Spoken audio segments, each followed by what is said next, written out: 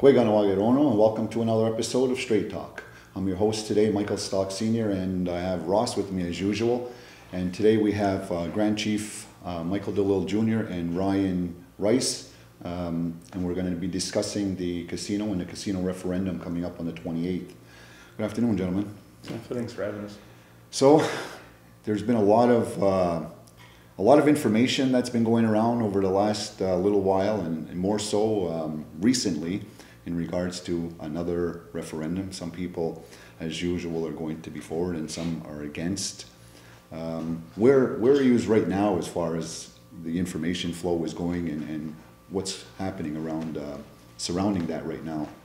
In terms of the technical information, it's basically all out. The project proposal, the three studies that were done by the Innovation Group, they've been distributed to the community starting last September. They've been spread out about a month with each report, about a month following each other. As much information as we got technically, Joe Delarone and myself, Brandy Malush is our office manager right now. We've been putting it out to the community. It's a lot of information. A lot of our community members have been following it basically since last September, but a lot have also been just reading very recently. So it's a lot of information, so they're filtering through it, and they have a lot of questions. So as we stand now, it's a lot of answering questions. We've opened a Facebook page, which is very, very active. Mm-hmm. We also have a lot of phone-ins and a lot of walk-ins and a lot of people just stopping us on the street and asking a lot of questions. So it's more for information purposes along those lines. Are you surprised that maybe Mike, that leading up to the other referendum for the other, when the casino went the last time, there was a big no side, and there was a lot of activity going on, and although that there's one now, you don't have it as active and as it was the last time. Does that surprise you, or?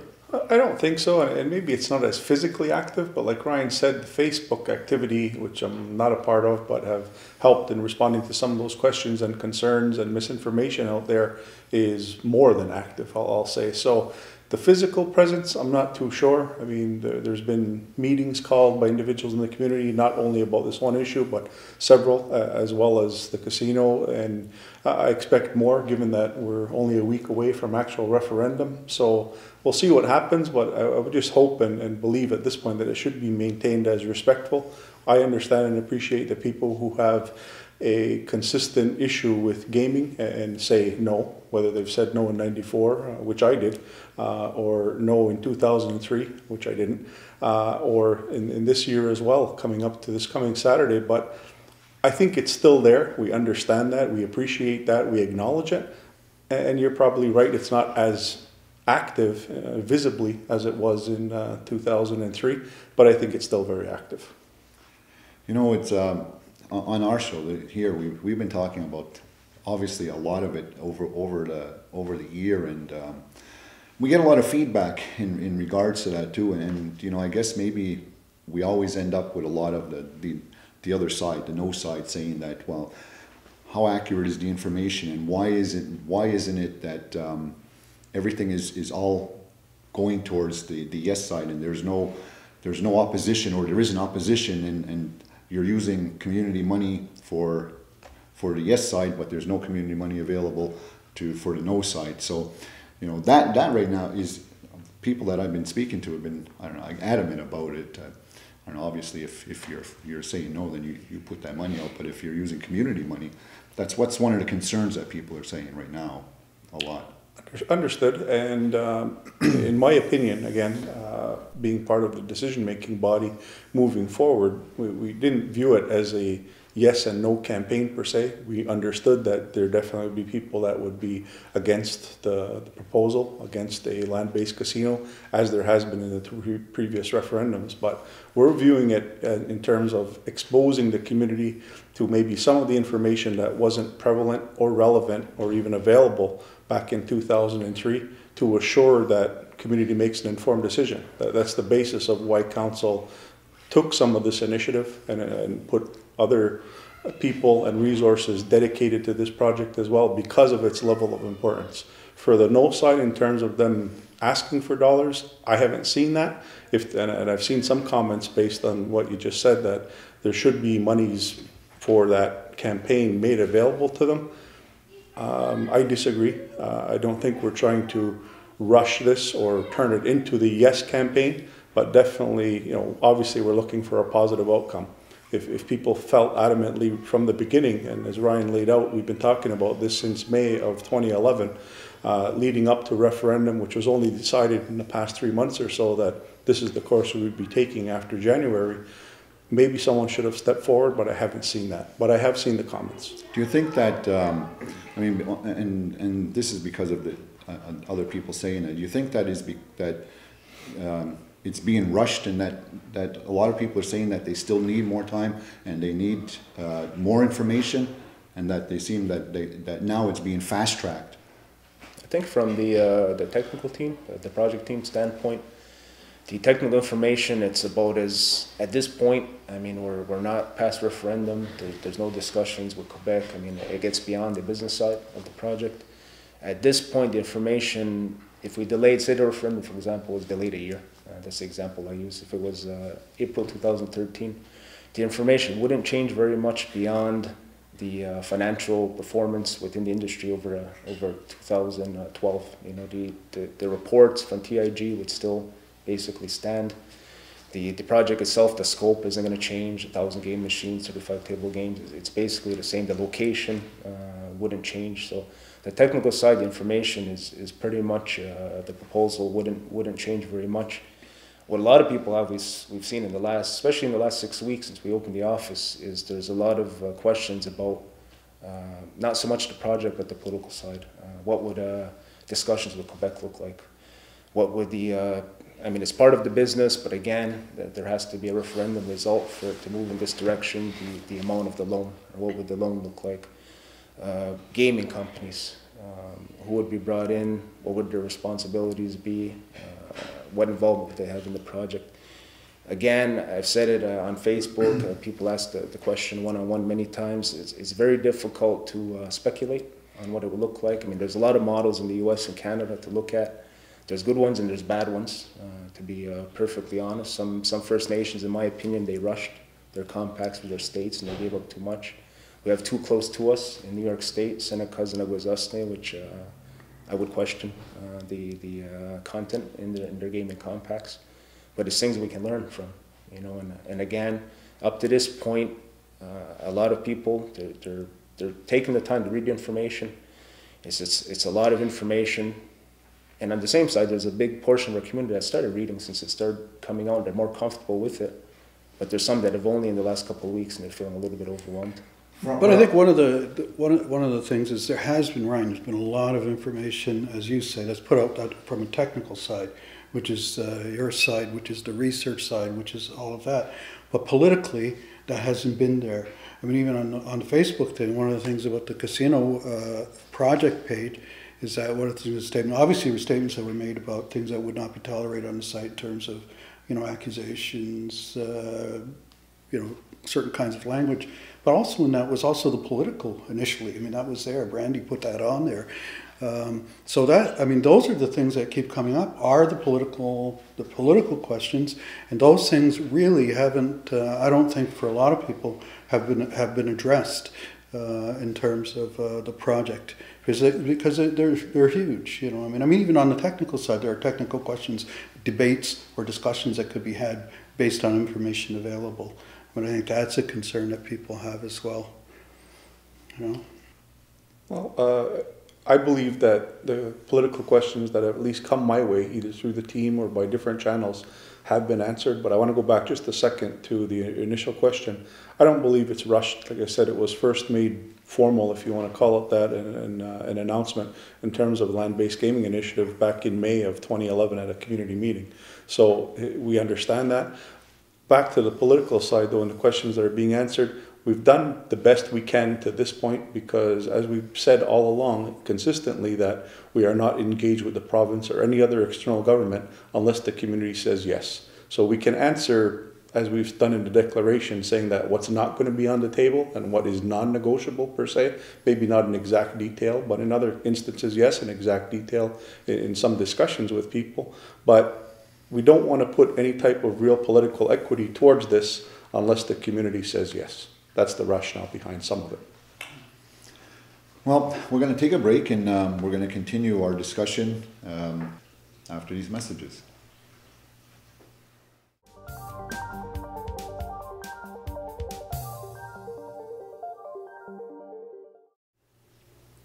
And welcome back to Straight Talk. Before the break, obviously we're still talking about the referendum and the casino issue. You had the last comment. You want to continue what you were talking about?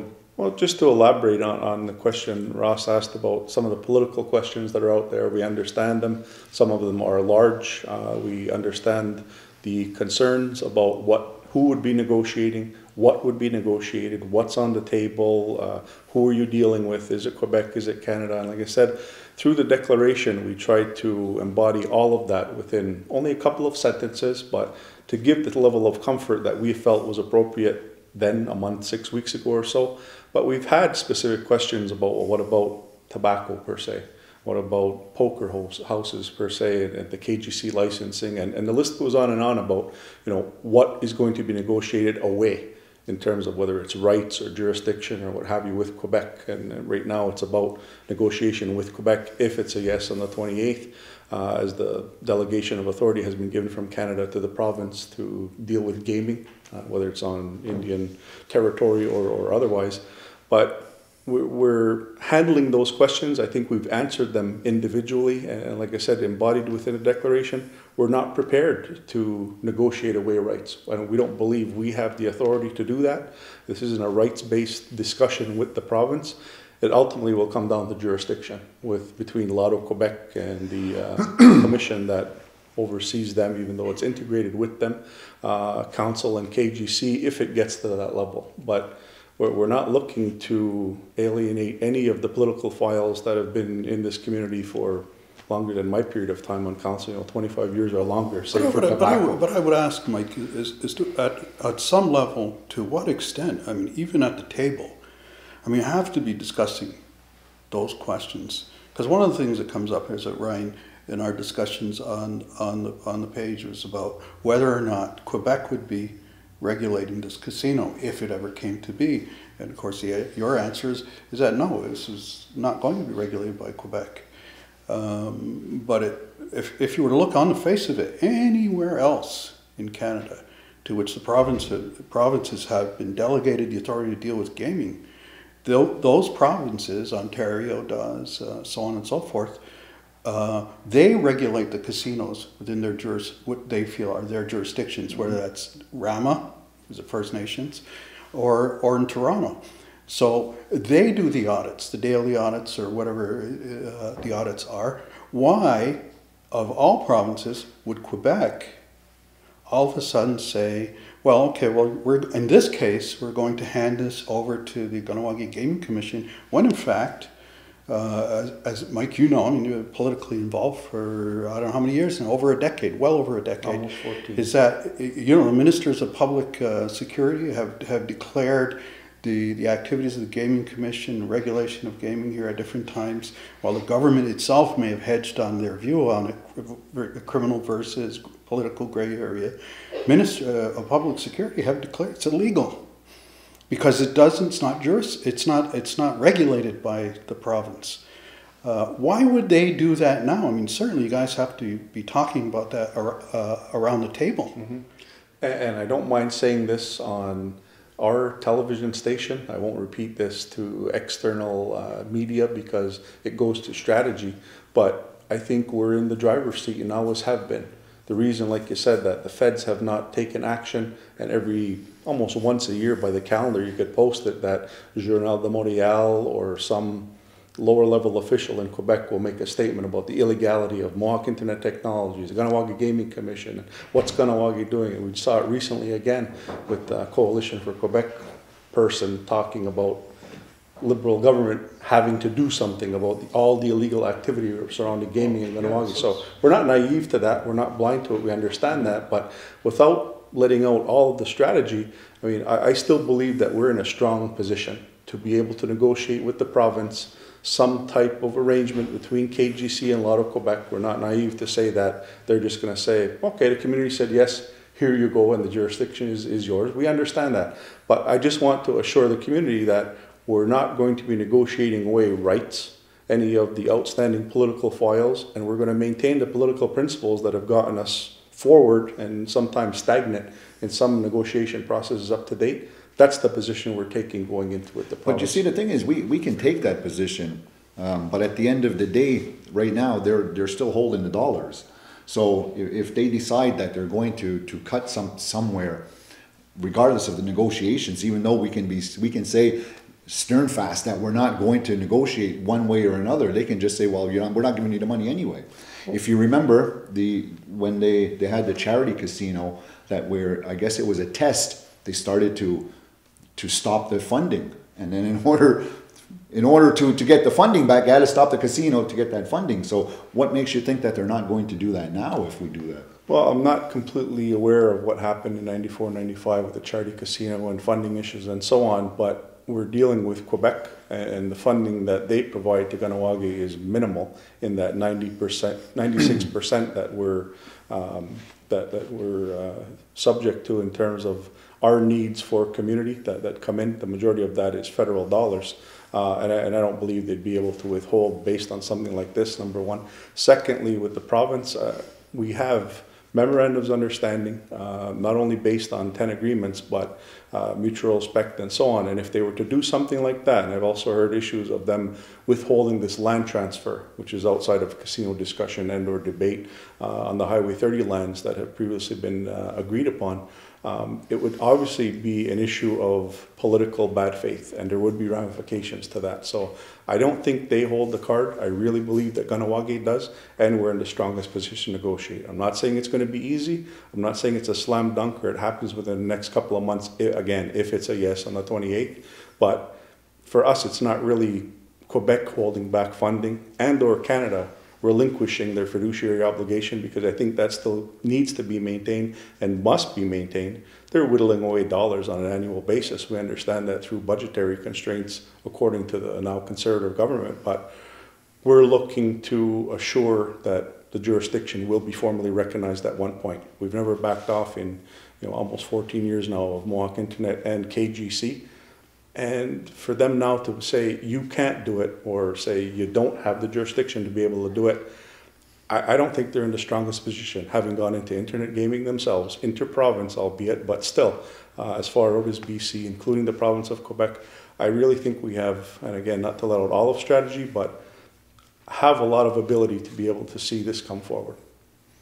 One of the things I know, you mentioned the coalition, but I also know that in the last 2 weeks, the PK opposition also raised the question in the PQ, the PQist, in the National Assembly, directed to the government is, are you giving these people land to build an illegal casino? Was the way it was. I noted with some interest that apparently the government really didn't respond, or I didn't hear what their response was.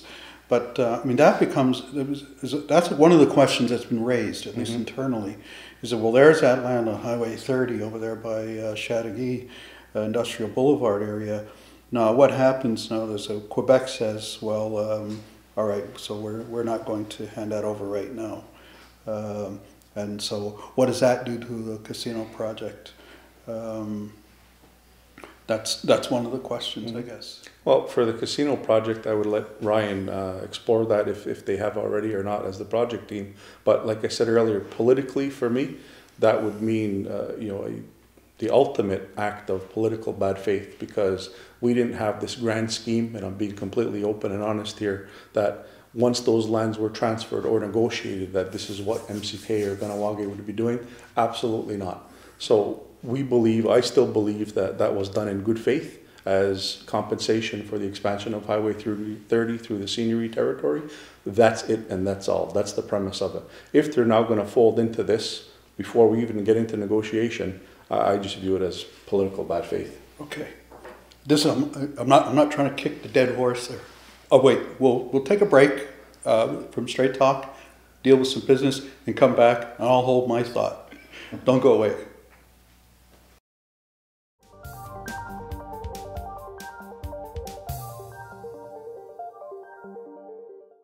And welcome back to Straight Talk. Before we went away, we were dealing with obviously the issue of the casino and the political side of it as well. Now, I mean, one of the things, I mean, we talk about the political side of things, we talk about the reasons why you would be optimistic, Mike, that assuming there's a yes in the referendum, that we'll have a successful move forward into that. One which doesn't relinquish any of our core rights as people. And yet now I'm also looking at it, and this may be, I don't want to beat the thing to death, but maybe it needs to be. But this moves back more into the business thing. We'll talk about the fact that one of the things, I mean, I did a little bit of casual research to find the other side. I mean, obviously if you're promoting something, you tend to less focus on the downside of things and promote what the positives are. I mean, that's what your job is. And yet it's out there. I mean, some of the concerns about the gaming industry in this economic environment, the things that are going on, the demographics involved, and this is your sphere, Ryan, is the business side of it. And we're talking about an older demographic, guys with hair like ours, Mike Gray, older even. Long and short? Yeah, long and short of it. But the other thing is there's an increase in the gaming venues, it seems, in North America. There's not really an increase, arguably, in terms of the demographic that would go to those casinos. They're dying off, and there seems to be a conundrum about how to get. Okay, therefore now here we are. If Foxwoods and to a lesser degree Mohegan Sun are experiencing economic difficulties with their expansions and so on because of changes in the market in New York State and so on, here we are next to Montreal. We're right underneath. And during the break, Mike, you mentioned that maybe or Ryan did, that just their operation leaves something to be desired, but they're committed to staying there. Mm-hmm. They've even built an addition to their casino in the last year or so. Parking lot. Yeah, well, whatever. They're counting on people coming, I guess. But so that begs the question. I mean, so there's Akwesasne an hour away, and some people insist on going there. And then there's Montreal over here. And again, this is politically, it goes to there. But I mean, just economically, it really raises questions, at least from my perspective. It's like, really, it seems to me we're in a kind of a saturated market politically. I wonder, why is Quebec going to say yes and cut their own throat in Montreal? I mean, mind you, they haven't had an easy go of it in Montreal either, even with the community of Montreal in terms of expansions, moving the venues, so on and so forth. Sure. I'll let Ryan talk on the business aspect, but just before I do, when you mentioned something about the two tribes, as they call themselves in Connecticut, with Foxwoods and Mohegans, it really doesn't have to do as much with competition, although there is some, and it's expanding in Yonkers and the other racinos and upstate New York, mm-hmm. and so on, and the possible expansions that are happening there. It really has to do with bad investment timing on expansion on their part. Mm-hmm. I just came from a conference actually where they specifically spoke about that and talked about the downturn in the North American gaming world in terms of revenues, right. Where the 1% loss dip in 2009 was almost directly attributed to those two in Connecticut, because they tried to invest and expand at absolutely the worst time given the economic downturn and so on, and saw a spike back in 2010. There's no real numbers yet for 2011. It's, I guess, too short of a time period now in April of 12, but that it's jumped from -1 to a little over 1% growth just in that short period of time, even though those two that you just mentioned continue to struggle. So there's and it's really apples and oranges. I mean, we're talking about a moth to an elephant in terms of what we're looking to build versus what Foxwoods has attained, and then, in my opinion, again, tried to expand it absolutely the wrong time. But there's a certain amount of cannibalization to the whole process. And for instance, you have in Pennsylvania, they've opened up casinos there, which have really hit Atlantic City very hard. Mm-hmm. A couple of casinos there in real trouble. Yeah. So that question is now, and this back to you, Ryan, business wise, is like, who is going to be the target clientele going to a Kahnawake casino, which obviously we're not talking about an MGM Grand and so on and so forth. Yeah, being that the project proposal is there's no hotel, there's no it's not a resort type destination. It's basically, they call it a gaming box.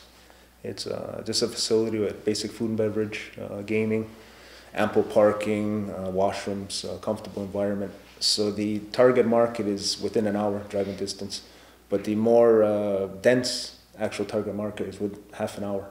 So we're talking mainly the South Shore, a little bit of the island, but mainly the South Shore. The difference between our project proposal and Foxwoods, Mohegan Sun, some of the ones in the Poconos, you mentioned Atlantic City, definitely, is their destination resorts. Most of their market is coming from further than an hour out, so they depend on drawing people. It's called the magnet effect with gaming. So they're using other things, whether it's entertainment or tourism, to draw people in. Foxwoods, Mohegan Sun, they're in the middle of Connecticut, and there's nothing out there. The majority of their market is New York, from New York City. They get a little bit from Massachusetts and other areas, but it's basically New York City. So with New York State opening up the state for 7 full-scale gaming licenses, I mean, it's concerning for Foxwoods, Mohegan Sun. You know, one of the questions I guess some of the business people in the community have asked was that for a project like this, it's what, 50 million or something? What's the cost potentially to build it? 56. Let's call it 60 million. $60 million. A lot of people are saying, well, why don't you just get it within the community and have community members invest into building their own, opposed to having somebody from the outside or another funding agency to come and do it, and then the money will stay here because of the leakage, So I don't know. That's one of the things. I don't know if you're entertaining that idea, but a lot of the business people are saying, well, we have that money. Why don't we just do it here? Yeah, it's a question that came up. It's definitely come up with this project. Joe and I, we worked as technicians in 2003. It came up 2003. The main reason, based on the vast majority of feedback from our community, is individuals want equal enjoyment of the proceeds a casino would bring. So if you have individual investors investing as shareholders or owners, whichever way, it's not equal anymore. You have certain individuals that have a lot more interest and definitely take a lot more of the proceeds, profits at the end of the day.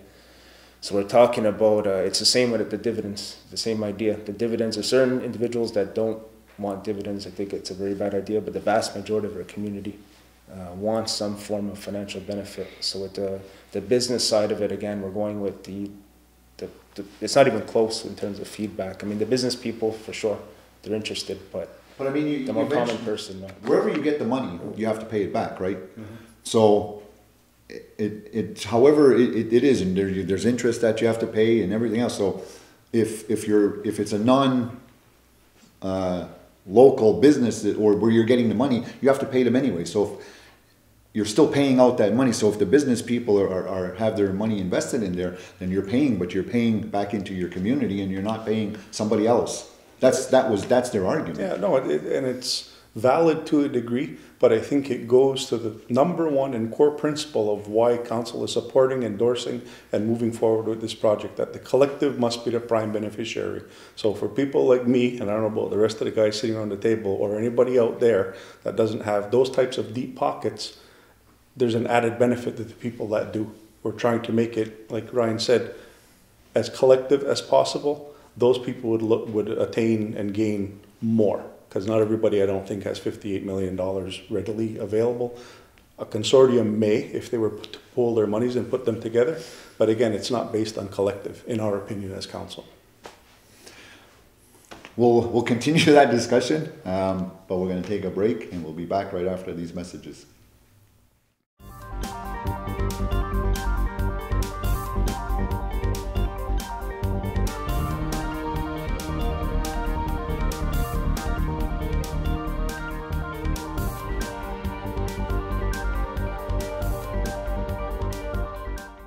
Welcome back to Straight Talk, and welcome back to this engaging conversation about the upcoming referendum, third referendum in Kahnawake's history on the issue of a land-based casino.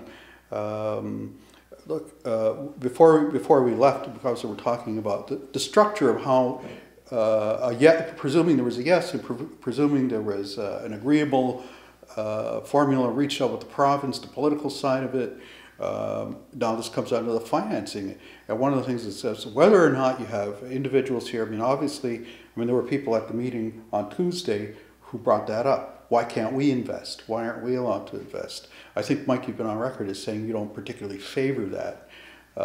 You tend to favor a publicly owned, but now there's the partner. But one of the big questions is and nobody's really, I don't think, I haven't seen it talked about, is, and nobody wants to say this, if it doesn't work, if it fails, how is the community going to deal with that? What is the liability to the community, to the people of Kahnawake? Mm-hmm. That's a huge question.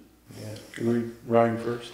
I think I can touch on it. I mean, if it gets past the 28th and it moves forward, the legal setup, the legal structure of the business side of it, the casino, would have to be done in such a way as definitely to protect Kahnawake. This came up on Facebook a couple of times. There's assumptions made that $60 million loan, it automatically goes into the MCK's books.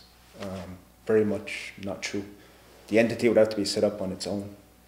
We have different types of businesses that have been set up in trust. The office complex outside of the tunnel, under the bridge, has a current mortgage that's being paid off on, and the whole land, the piece of land that it sits on, is set up in trust.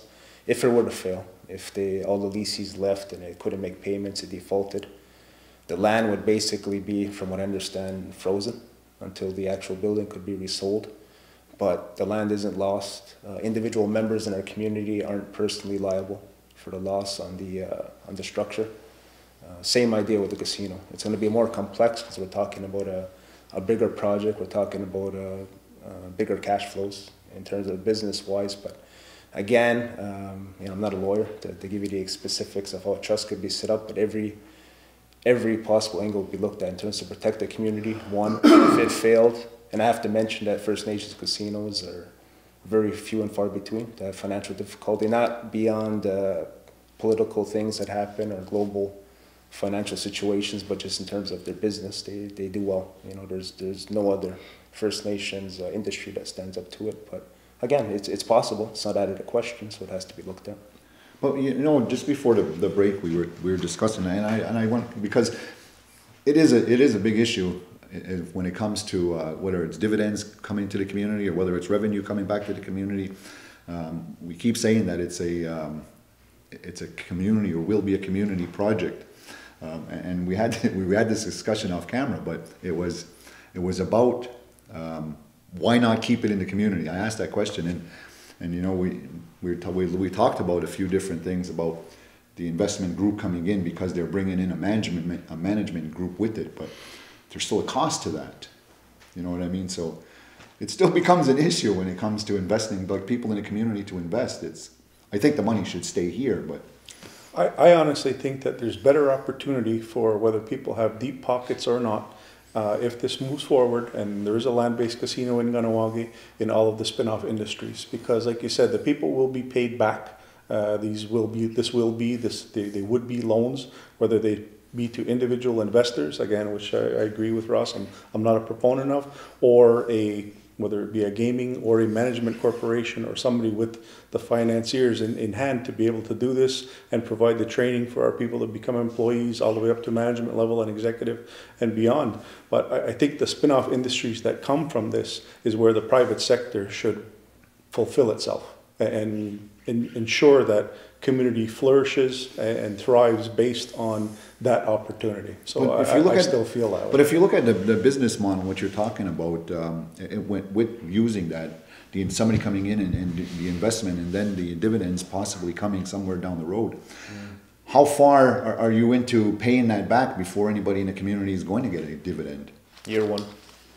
According to projections, dividends are factored in right into the first year. If you meet those expectations, right? Yeah, definitely. And if you don't, then Well, see, before dividends are paid out, the projections are for just over $53 million.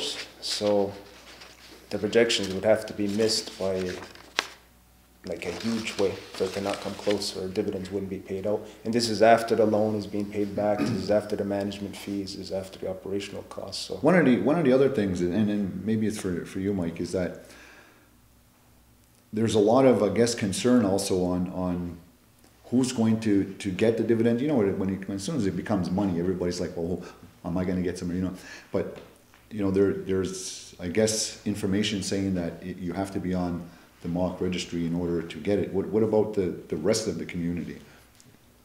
They're saying that we've been part of this community all our lives, and then now, you know, somebody in my family is going to get it, somebody in my family won't get it because they're not on that registry. Why do we have to not, or why do we suffer because of everything else? Mm-hmm. Well, again, I don't know if it's a matter of suffering. Again, we're not looking, the dividend at this point is being discussed as $1,000 a year. Could be less, could be more, depending again on treasury concept and so on, based on projections and where we're going. It's not to get people, you know, whether it's off social assistance or off a payroll somewhere, it's to help. And it's, again, the principle behind this is collective benefit, but from 2003 all the way up to now and present discussion, people are saying, well, everybody deserves a piece of the pie, and that's why we're saying, fine, we'll do that. The membership issue will continue to haunt us, I'm hoping not forever, but in the meantime for sure.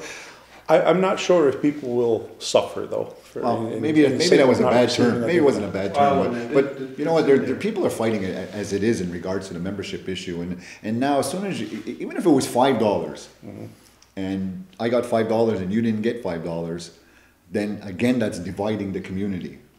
You know, the community is being divided already in regards to the membership issue, but now as soon as you throw a value in there, it becomes something else, and you know, so that's what I think that a lot of people are looking at it on the social aspect of the community. How is that going to affect it in that event? Obviously, it's a tough question to answer, but. I mean, like I said, we continue to be haunted by it. There were answers back in the early 80s that weren't pounced upon.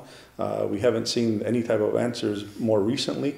We're still struggling with the membership discussion. I don't want to get too far into this, but there are members of this community who are maybe not on the registry, and we're talking about collective interests here. That's still what needs to be the focus. I'm hoping $1,000 will not divide families, unfortunately, and at this point, nothing's written in stone. Blood percentages divide families, so well, I'm sure it's that inconsistent. It's inconsistent with election law and the membership. We're going to run out of time. We're going to run out of time.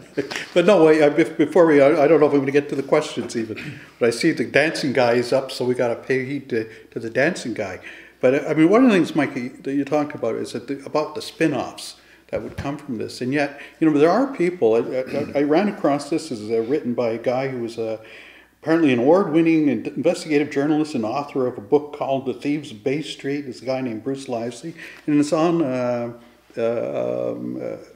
forum about, in this case, the discussion about casinos. And what he talks about is that, you know, in Ontario, for instance, use casinos as a way when things like the auto industry shut down, try and create jobs, so on and so forth. And his argument was that anybody could see that gambling makes for a lousy economic remedy. That's his thing.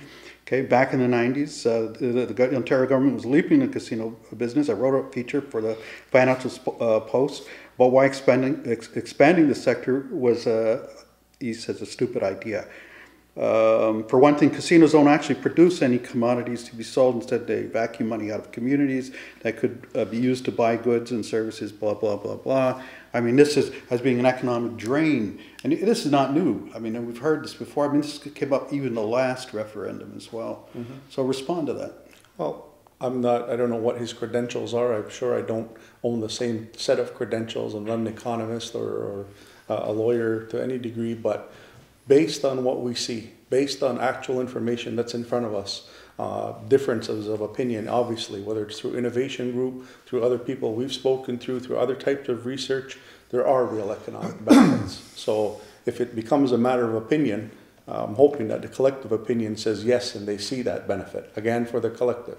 If individuals, academics, and so on, I've spoken to, not in this recent forum, but in previous forums with then ministers and now existing ministers again saying it's a sin product and don't go there. But it's really condescending to me, because if it's acceptable through mainstream society, why can't it be done whether it's here, Ramo, or anywhere else? And I truly believe that there are economic spin-offs for the individual out there, the entrepreneur. Okay. I'll give you... Yeah, just to comment, I read the piece too, Yeah. and it's I think the position he was taking was direct spending. You know, direct spending comes from one area, moves into another, and it's not a real creation. But there's many gaming reports, definitely from Native Indian Gaming Association in the U.S. OLG has reports out. Even a lot of Quebec has touched on it. There's different levels of spin-off effects. It's called induced and indirect, and those have very real effects. Like when someone comes to a casino, especially someone coming from more than half an hour away, they gas up their vehicles, they eat in other places, they go to Tim Hortons, etc., etc. So definitely has There's spin-offs. still something on Highway 30 to... Yeah. No, the last... So the information for the referendum is, if anybody wants any more information from what they got today, obviously there's a website. Can you just... Yeah, we're at GanuagaCasinoProject.com. Our number is 638-9527. We're open 10 to 5:30 the rest of this week leading up to Saturday. Again, we've received criticism on this. We're answering the technical questions, and a lot of people have the political questions now, and we're directing the chief and council, and not everybody's happy about that, but it's we're not politicians. We're not there to answer the political things. So if you have any other questions, definitely go see Ryan and Joe with their team, and for the political Mike or any one of the other councillors. Get as much information. It's less than a week left to go to make an informed decision. The referendum is going, whether you agree with it or not, or whether you want it to go or not, it's still going to go. If you want to say one way or the other, then you need to go and vote one way or another. By not voting, regardless of whatever happens, you're not going to be part of it. So, the only thing I can tell you is get out there and on Saturday the 28th and cast your ballot. Thank you very much, gentlemen. I'm sure that you're going to have another busy last week in regards to leading up to this, and thanks, Ross, again. Hopefully, next week we'll have the results of everything, and one way or another, something is going to move in this community. You've been watching Straight Talk. If you have any questions or comments surrounding this show or any other show, you can email us at mohawktv@hotmail.com or call us at 450-632-6397. Nyawa and Onigiwahi. Thank you very much.